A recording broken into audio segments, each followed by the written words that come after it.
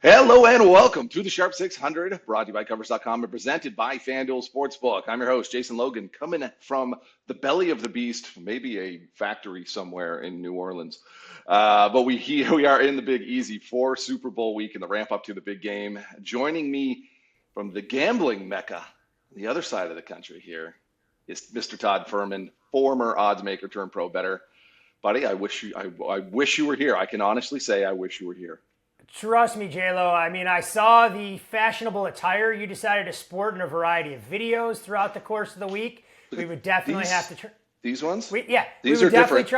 We would definitely try and have to intervene on your behalf, but you do look like you're in the belly of the beast. I'm just disappointed there's not a beignet in one hand and a hurricane in the other as we record here early on a Wednesday morning. I got to pace myself because yesterday I did. If you follow me on Twitter at CoversJLo, I had the evil trilogy of eggs Benny.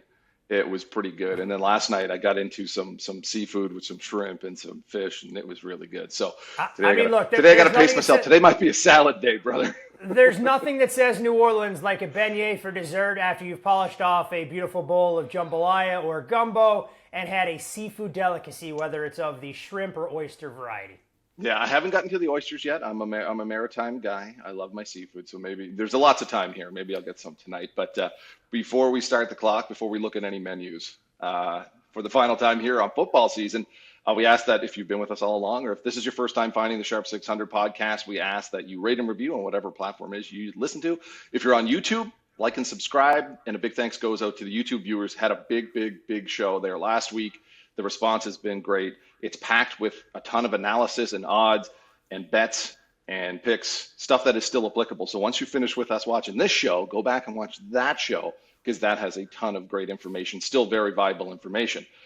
All right, Dell, one more time here for Super Bowl 59. Let's start the clock.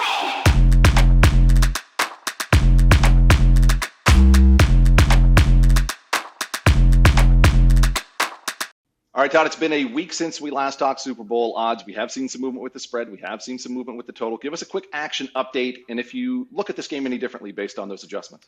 Honestly, JLo, I don't think anything has really surprised me when you look at the spread in total from our initial preview. We mentioned that we thought there could be some support for Philadelphia, and I think we're starting to see a trickle in of Eagles money from 1.5 down to 1.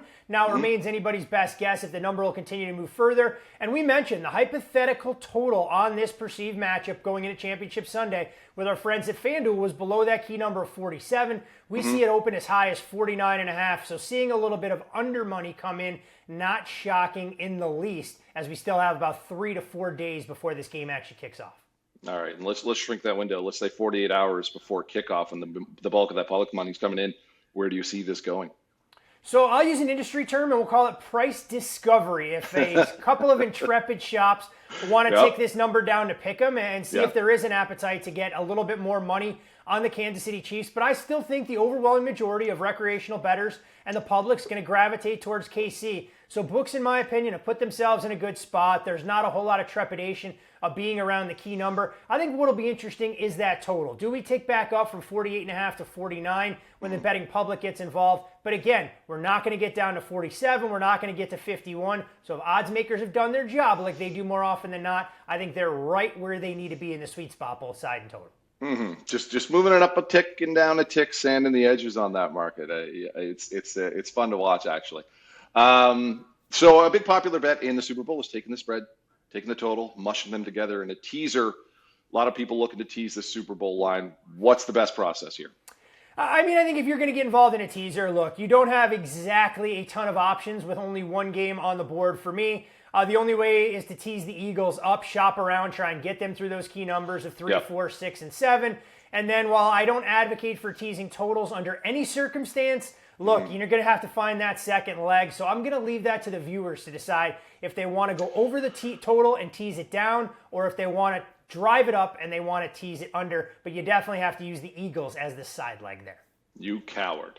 You big coward. I bet the under in this game, so I'll puff it up and go under on it. That's the way I would tease this game. We're here in New Orleans. Media Week is underway. We're going to Media Row later today, and you want to stay tuned and watch the Covers YouTube channel this week because we're going to have a ton of great stuff from Media Row there in New Orleans. But there's a ton of narratives, a million narratives right now. There's going to be a million more narratives later in the week. it's paralysis by analysis sometimes with Super Bowl. There's so much information.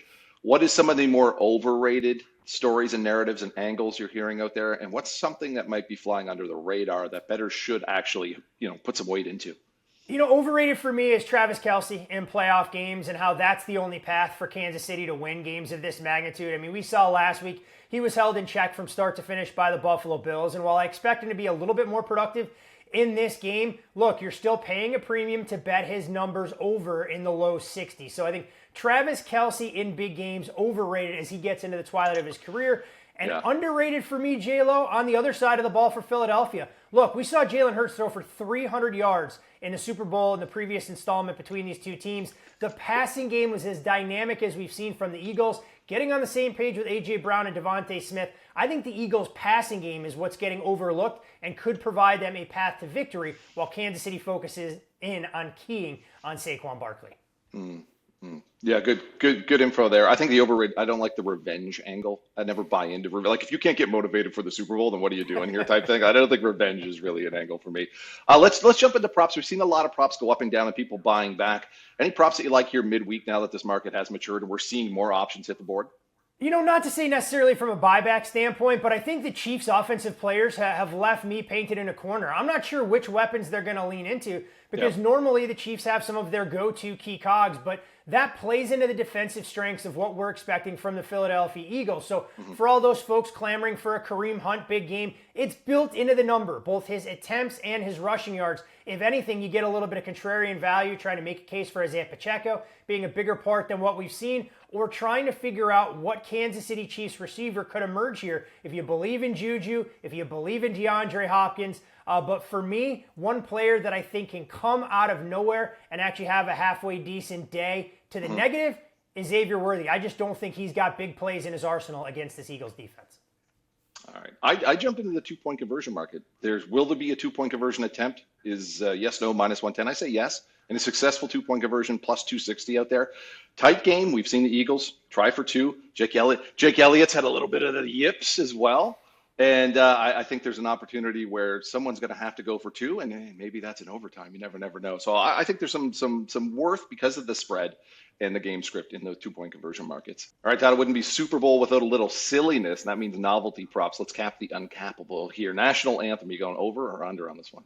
I mean, I'm waiting for your text message to tell me you've been inside the Superdome during rehearsal to let us know exactly how things are going to go. But I'm going to go under with John Batiste.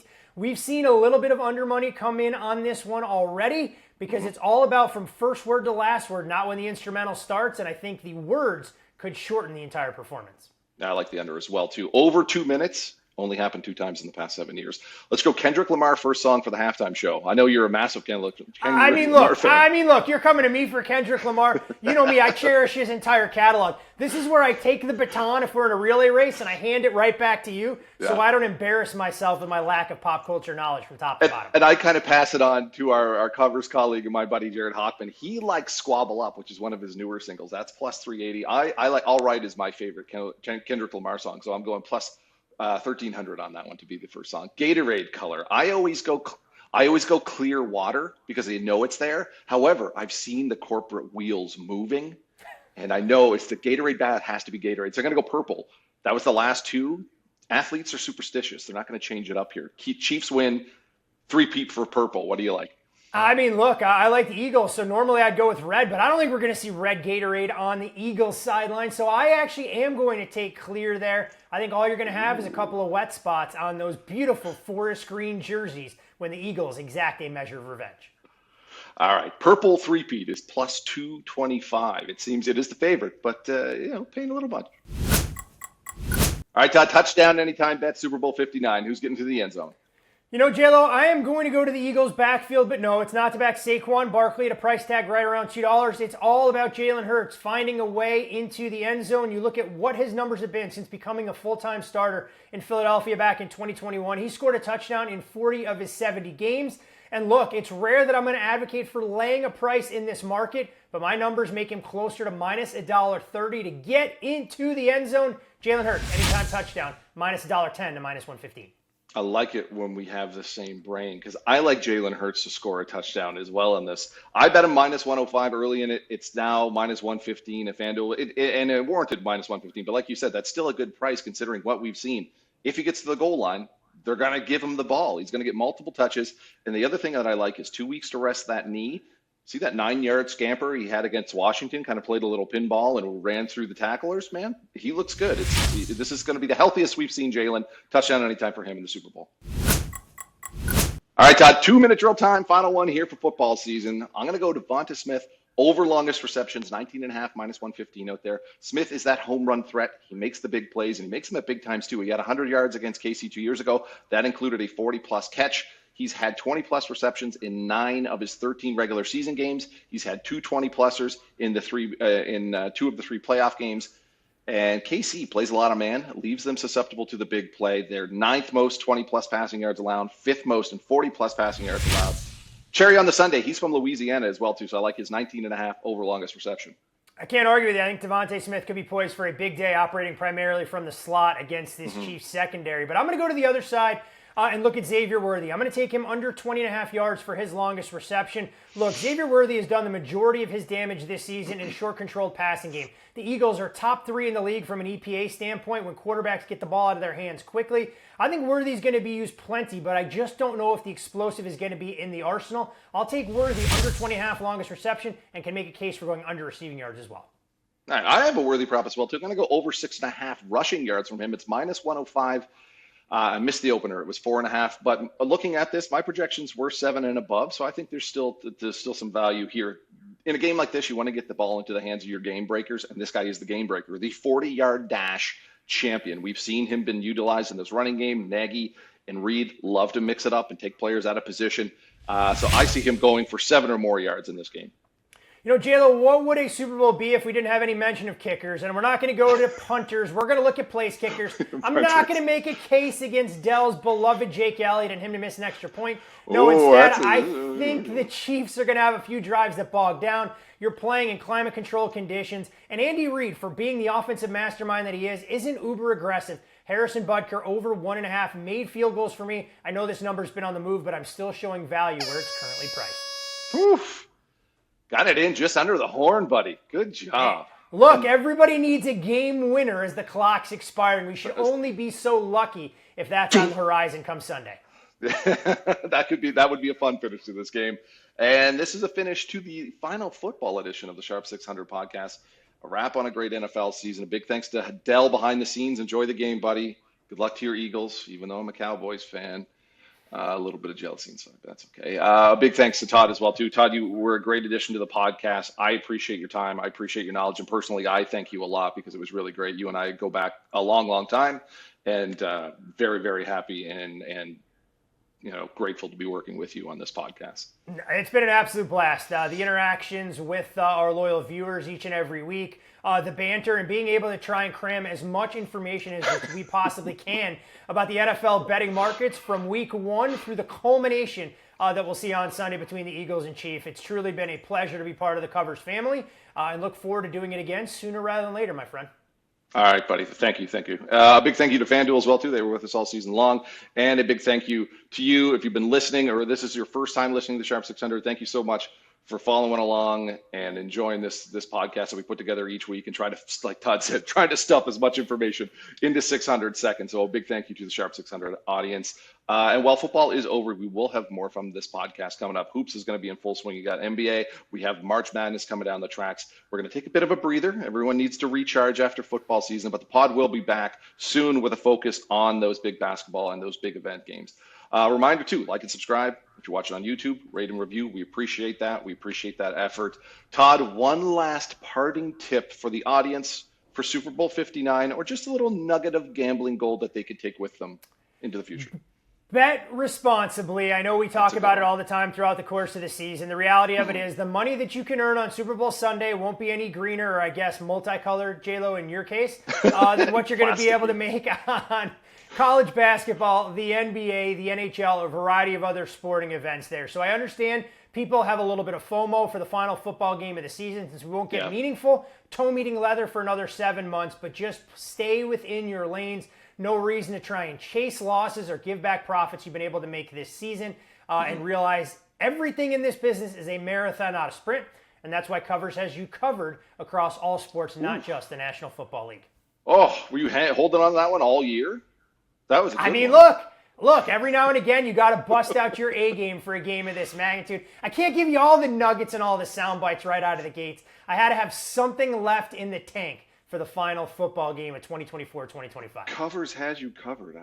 But the marketing guys are running to patent that right now. They're going to trademark that sucker. What they don't know is I've already submitted a trademark about 6 months ago. I just had to wait to get it out there for everybody to hear.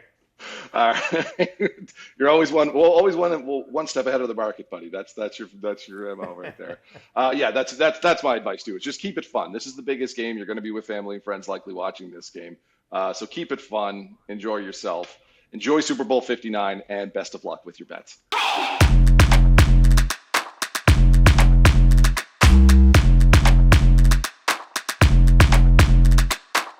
Hey NFL fans, you can make every moment more this season with a big return on FanDuel, America's #1 sportsbook. So when you get a hunch in the middle of a game, you can check out the latest stats, view live play-by-play, and so much more on the same page where you place your bets.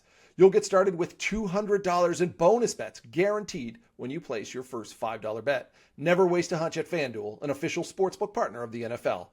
Must be 21 plus and present in select states, or 18 plus and present in D.C. First online real money wager, only $5 first deposit required.